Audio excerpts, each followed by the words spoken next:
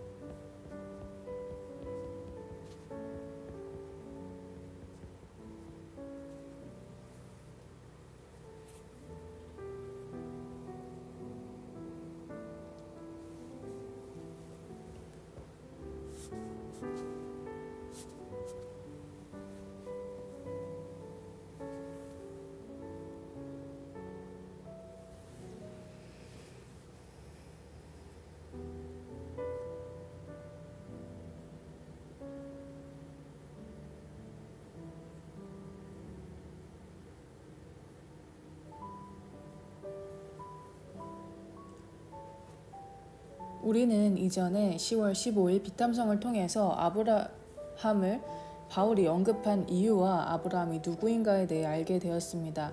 10월 15일의 비탐성을 마음에 새겨놓고 오늘의 본문을 보면 좋겠습니다.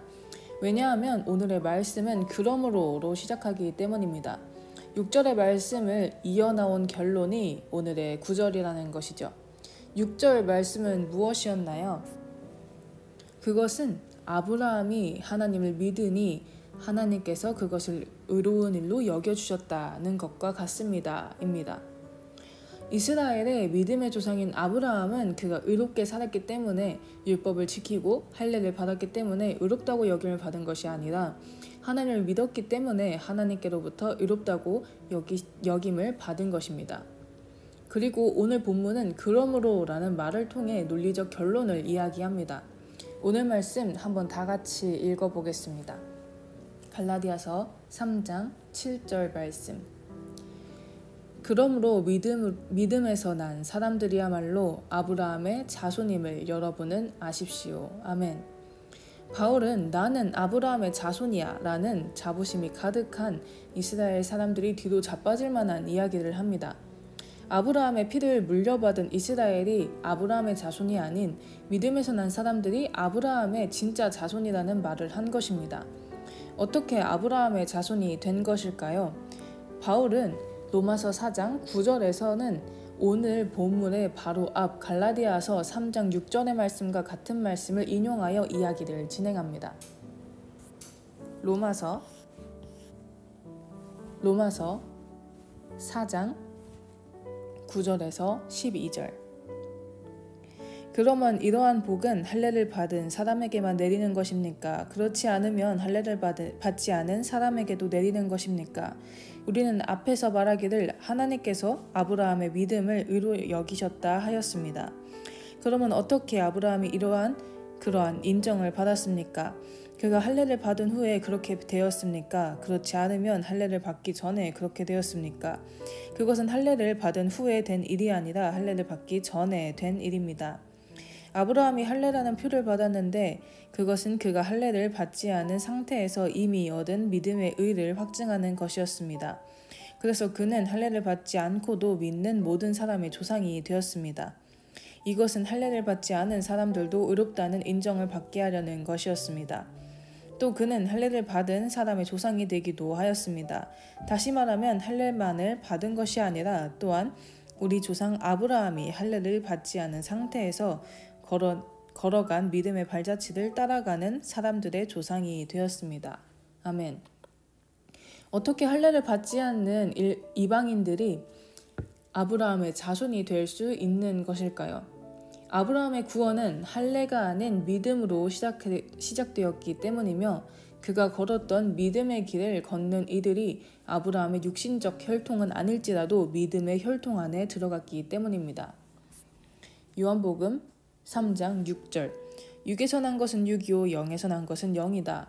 믿음으로 육으로 태어난 것이 아닌 영으로 태어난 사람들이 진정한 아브라함의 믿음의 자손들이 된 것입니다. 그럼 첫 번째 질문입니다. 아브라함의 자손이 되는 것이 왜 중요할까요? 한번 찬찬히 생각해 봤으면 좋겠습니다.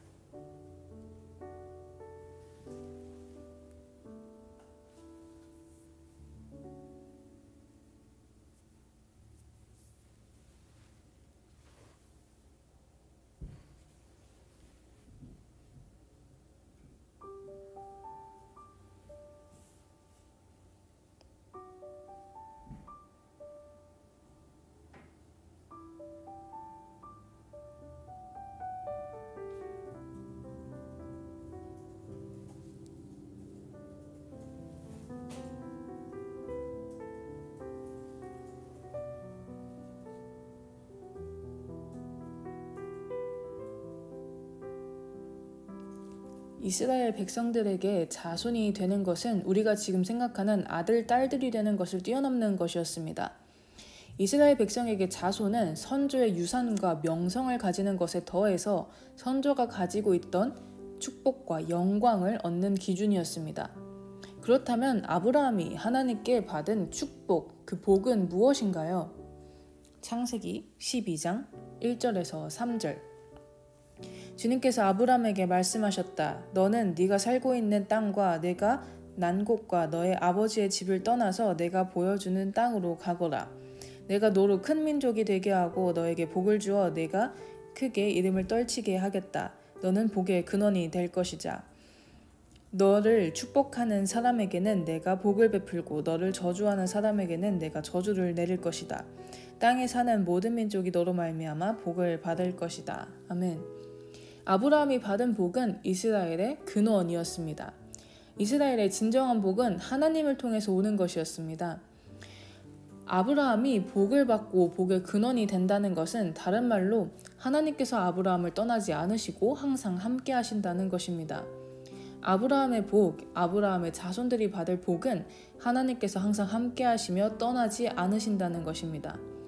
그리고 바울은 믿는 사람들에게 너희가 바로 아브라함의 자손이야 라고 이야기합니다. 즉 하나님을 믿는 너희들은 하나님께서 항상 함께 하시며 너에게서 절대 떠나지 않을 것이야 라고 이야기하는 것이죠. 우리는 가끔 내가 혼자 있는 것 같고 나의 편에는 아무것도 없는 것 같은 기분, 나의 어려운 상황에 나 혼자 남겨진 기분이 들 때가 있습니다. 하지만 잊지 않으셨으면 좋겠습니다. 하나님께서는 지금도 여러분들과 함께 하십니다. 그리고 여러분이 힘들 때에도 기쁠 때에도 하나님께서는 여러분을 떠나지 않으실 것입니다. 그럼 두 번째 질문입니다. 아브라함의 믿음의 발자취를 따라 걸은 하나님을 믿는 사람들이 아브라함의 자손이 된다는데 그럼 아브라함의 믿음은 무엇일까요?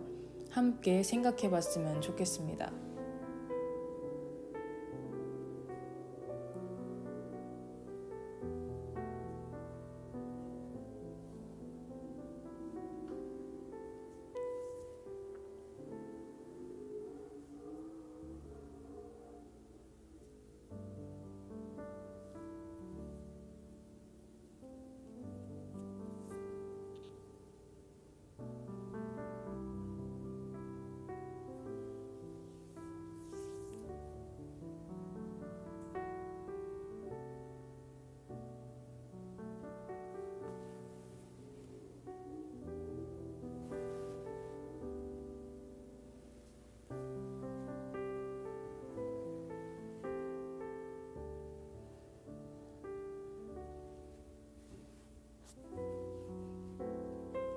한번 로마서 4장 17절을 읽어보겠습니다. 로마서 4장 17절 이것은 성경에 기록된 대로 내가 너를 많은 민족의 조상으로 세웠담과 같습니다. 이 약속은 그가 믿은 하나님, 다시 말하면 죽은 사람들을 살리시며 없는 것들을 불러내어 있는 것이 되게 하시는 하나님께서 보장하신 것입니다. 아브라함의 믿음은 그가 믿은 하나님, 즉 하나님은 죽은 사람들을 살리시며 없는 것들을 불러내어 있는 것들이 되게 하신다는 것이었습니다. 아브라함의 믿음은 무엇인가요? 무에서 유를 창조하시며 죽은 사람도 살리시는 능력의 하나님입니다. 여러분, 아브라함은 죽은 사람도 하나님께서 살리신다는 것을 믿었습니다. 죽으셨다가 살아나신 분, 어느 한 분 생각나지 않으신가요? 맞습니다. 바로 예수 그리스도이십니다. 로마서 4장 24절에서 25절 하나님께서 의롭다고 여겨주실 우리 곧 우리 주 예수를 죽은 사람들 가운데서 살리신 분을 믿는 우리에게까지도 위한 것입니다. 예수는 우리의 범죄 때문에 죽임을 당하셨고 우리를 의롭게 하시려고 살아나셨습니다. 죽으셨다가 살아나신 예수 그리스도를 믿는 믿음, 그 믿음이 바로 아브라함의 믿음과 같은 것입니다. 그리고 우리의 믿음은 끝나지 않습니다. 고린도전서 15장 20절에서 21절 그러나 이제 그리스도께서 죽은 사람들 가운데서 살아나셔서 잠든 사람들의 첫 열매가 되셨습니다. 한 사람으로 말미암아 죽음이 들어왔으니 또한 한 사람으로 말미암아 죽은 사람의 부활도 옵니다. 예수 그리스도는 부활의 첫 열매가 되셔서 예수를 믿는 우리에게 부활의 길을 열어주시며 결국에 저 천국에서 하나님과 영원히 함께할 수 있게 해주셨습니다. 믿음으로 아브라함의 자손이 되는 것은 우리들 위해 죽으시고 부활하실 예수님을 믿고 예수님을 통해 다시 부활할 우리의 모습을 믿는 믿음을 가지고 이 땅에서도 그리고 저 천국에서도 하나님과 항상 함께하는 삶입니다. 우리의 삶이 나의 곁에는 아무도 없다는 외로움 속에 파묻혀 있을 수 있습니다. 우리의 삶 속에서 이 땅의 것이 전부일 것 같으며 죽고 난 후에는 아무것도 없을 것 같은 허무함이 몰려올 수 있습니다. 하지만 그러한 외로움과 허무함은 그리스도인의 삶의 모습이 아닙니다. 로마서 4장 20절에서 21절 그는 하나님의 약속을 믿고 의심하지 않았습니다. 오히려 그는 믿음이 굳세어져서 하나님께 영광을 돌렸습니다. 그는 하나님께서 스스로 약속하신 바를 능히 이루실 것이라고 확신하였습니다. 삶에 많은 감정들과 어두움이 몰려올수록 아브라함과 같이 의심하지 말고 우리의 믿음을 다잡기 원합니다. 우리의 삶에 어려움이 올지라도 우리와 항상 함께 하시는 하나님과 우리가 결국 부활하여 갈 저 천국을 바라보며 우리의 믿음을 더욱 단단하게 하는 우리 모두가 되기 원합니다. 기도하심으로 오늘의 비탐성을 마치겠습니다. 하나님 아버지, 우리의 삶이 믿음의 삶, 믿음으로 살아가는 삶이기 원합니다. 우리의 이 믿음 붙잡고 흔들리지 않기 원합니다. 삶 속에서 온전히 함께 하시는 하나님을 바라보고 천국을 생각하며 살아가는 우리 모두가 되게 해주세요. 예수님의 이름으로 기도드립니다. 아멘.